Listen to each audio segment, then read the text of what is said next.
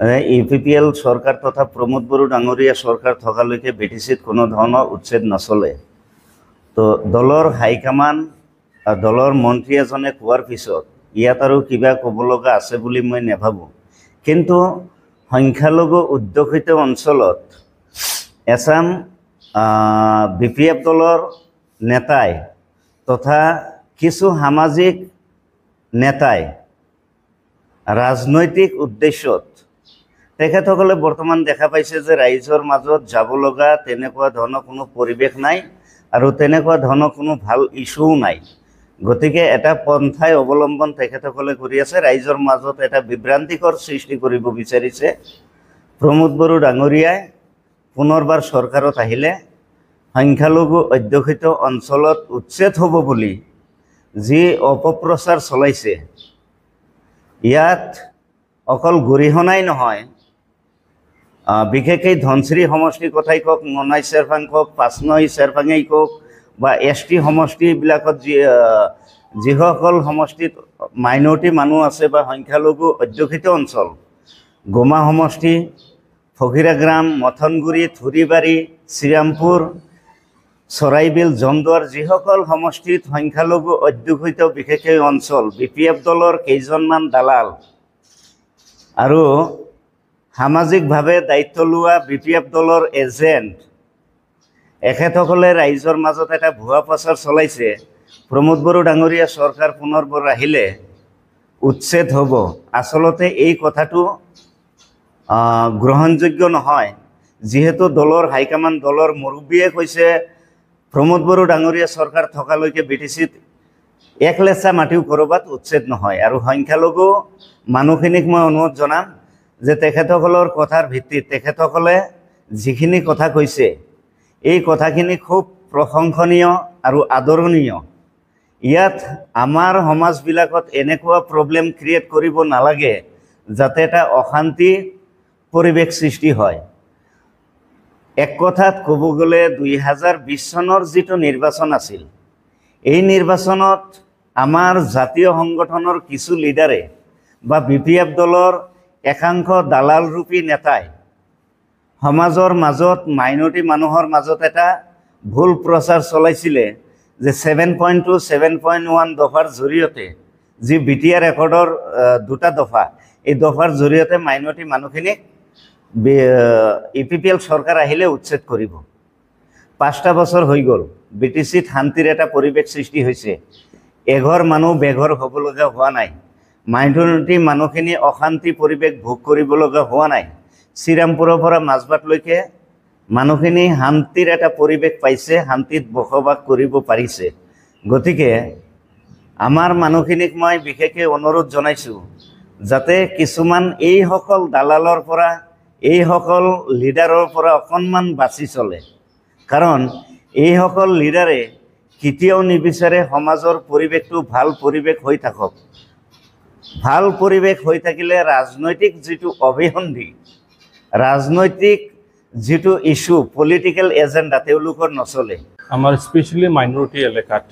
এইটো ইভেকশ্যন বা ইয়াত উচ্ছেদ কৰাৰ উদ্দেশ্য লৈ পেলাই আমাৰ সমাজত বিশেষ মানে কেইজনমান মুছলিমীয়া ব্যক্তিবিলাকে নিজৰ ৰাজনীতি স্বাৰ্থৰ কাৰণে ইয়াত উচ্ছেদ হ'ব, ইউপিপিএল চৰকাৰ আহিলে আকৌ উচ্ছেদ হ'ব, এইকাৰণে মানে এইবিলাক প্ৰচাৰ কৰি পেলাই মাইনৰিটি মানুহবিলাক যিবিলাক সজা একদম মানে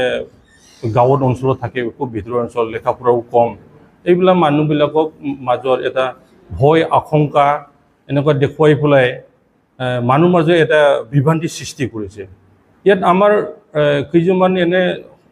জাতীয় সংগঠনৰ মানে নেতাবিলাকো তাৰে জড়িত হোৱা বুলি আমি মানে শুনা পাইছোঁ, কিন্তু আমি খুব দুখ পাইছোঁ। আৰু তেখেতসকলক আমি এইটোৱে আহ্বান কৰিব বিচাৰিছোঁ, যিহেতু আমি ৰাজনীতি হ'ল মানৱ সেৱা কৰিব লাগে, মানুহ মানে ভাল এটা সুস্থ পৰিৱেশ আনিব লাগে, ভাল চৰকাৰ আনিব লাগে, নিৰাপত্তা দিব লাগে। কিন্তু সেই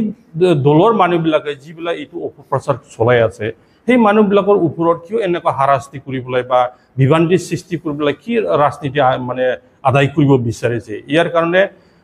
আমাৰ মাজত এটা মানে এইটো কুৱেশ্যন, এটা প্ৰশ্নৰ এটা মানে উত্থাপন হৈছে আৰু এইটো চাওক যোৱা 2020 চনত আমাৰ UPPL দলৰ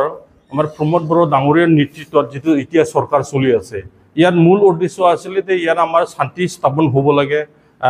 ঐক্য এটা মানে কিবা কৰিব লাগে মানুহ মাজত আনিব লাগে আৰু লগতে প্ৰগতি আনিব লাগে যোৱা 5 বছৰ ধৰি ইয়াত কোনো এটা অশান্তি হোৱা নাই কোনো এটা উচ্ছেদ হোৱা নাই আৰু সেইটো লৈ পেলাই আমাৰ মানে BTRৰ চিফ ডাঙৰীয়াই বহুতখিনি মানে ৰাইজৰ মাজত যিটো আশ্বাস দিলে কথা ক'লে যে ইয়াত যেতিয়ালৈকে UPPL দলৰ চৰকাৰ থাকিব ইয়াত কোনো এজন মানে কিবা নহ'ব উচ্ছেদ নহ'ব আৰু ইয়াত বৰঞ্চ মাটি বাৰী দিয়াৰ কাৰণে আজি বৈষম্যতি আঁচনি 1 2 এইটো মানে মিছন এটা ওলাই পেলাই এতিয়া যিমান মানে ইয়াত ভিজিয়াৰ এইবিলাক মাটিবিলাক মানে বহবাস কৰি থকা বা কোনোবা মানে চৰকাৰী মাটি মানে বহবাস কৰি থকা যাৰ মানে লেণ্ডলেছ মাটি আছে মানে কিন্তু মাটি পাত্তা নাই এইবিলাকৰ কাৰণে মাটি দিয়াৰ কাৰণে এইটো ব্যৱস্থা কৰি আছে আৰু সেইটো সংক্ৰান্তত যিবিলাক মুছলিমীয় আমাৰ মাজত যিবিলাক শান্তি নিবিচাৰে নিজৰ মানে ৰাজনীতিৰ স্বাৰ্থৰ কাৰণে UPPL দলৰ আকৌ আহিলে আমাৰ কোনো ইয়াতে মানে প্ৰভুত্ব নাথাকিব আমাৰ সুবিধাখিনি নাপাব এইটো ভাবি পেলাই খুব সম্ভৱ এইবিলাক ৰাইজৰ মাজত এটা বিভ্ৰান্তি সৃষ্টি কৰাৰ কাৰণে এইবিলাক কথাটো মানে এতিয়া আমাৰ মানে প্ৰচাৰ কৰি আছে অসমত বিভিন্ন ঠাইত উচ্ছেদ হৈছে কিন্তু আমাৰ BTRত আমি খুব সুন্দৰকৈ আছোঁ আৰু BTR প্ৰমোদ বড়োৰ নেতৃত্বত বৰ্তমান আমাৰ BTR চৰকাৰ নেতৃত্বত আমি তেনেকৈ নজিৰ দেখা নাই তেনেকৈ ভৱিষ্যত উচ্ছেদ হ'ব বা অশান্তি ইয়াত বাতাবৰণ সৃষ্টি কৰিব সেইটো আমি কেতিয়াও দেখা নাই বা আমি সেইটো চিন্তাও কৰিব নোৱাৰোঁ আৰু তেনেকৈ আমি বিচৰাও নাই দীৰ্ঘদিন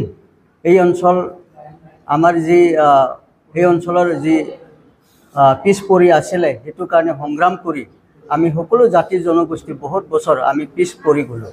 আমি বৰ্তমান একত্ৰিত হয় এই আমি পিছ পৰি যোৱা আমি ফিল আপ কৰি আমি আগবাঢ়ি যাবহি বিচাৰিছোঁ সকলো দিশতে আমাৰ শিক্ষা দিশতে হওক বেপাৰ বাণিজ্য হওক সামগ্ৰিক উন্নয়ন হওক স্পৰ্টছ কালচাৰ সকলো দিশতে কাম কৰি আছে এই সময়ত আমাৰ কিছুমান ৰাজনৈতিক স্বাৰ্থত কিছুমান ব্যক্তি কিছুমান মানে কি ক'ব তেনেকৈ সমাজৰ মানে জামছ বুলি ক'ব লাগিব তেখেতসকলে তেনেকৈ বিভ্ৰান্তি সৃষ্টি কৰিছে আমাৰ BTRত তেনেকৈ মাইনৰিটি অঞ্চলত উচ্ছেদ হ'ব ক'তবা উচ্ছেদ হ'ব সেইদিনা ময়ো আমাৰ গাঁৱত গৈছিলে মোৰ নিজৰ গাঁৱতো মানে উচ্ছেদ মই ৰতেন্দ্ৰ দৈমাৰী বুলি উচ্ছেদ কৰিব এনেকুৱা বিভিন্ন BPFৰ কৰ্মকৰ্তাসকলে তাতে অপপ্ৰচাৰ চলাইছে বুলি মই গম পাইছোঁ আৰু ময়ো সেইটো অনুৰোধ জনাওঁ ৰাইজে তেনেকৈ অপপ্ৰচাৰসকলক চিনাক্তকৰণ কৰিব লাগে আৰু ধৰি আমাকো জনাক আৰু আইনগতভাৱে ব্যৱস্থা ল'ব লাগে কাৰণ তেখেতসকলে বিচাৰিছে নেকি বিগত দিনবোৰত যেনেকুৱা অশান্তি সৃষ্টি হৈছে কনফ্লিক্ট হৈ গ'ল এই পৰিস্থিতি তেখেতসকলে পুনৰাই বিচাৰে নেকি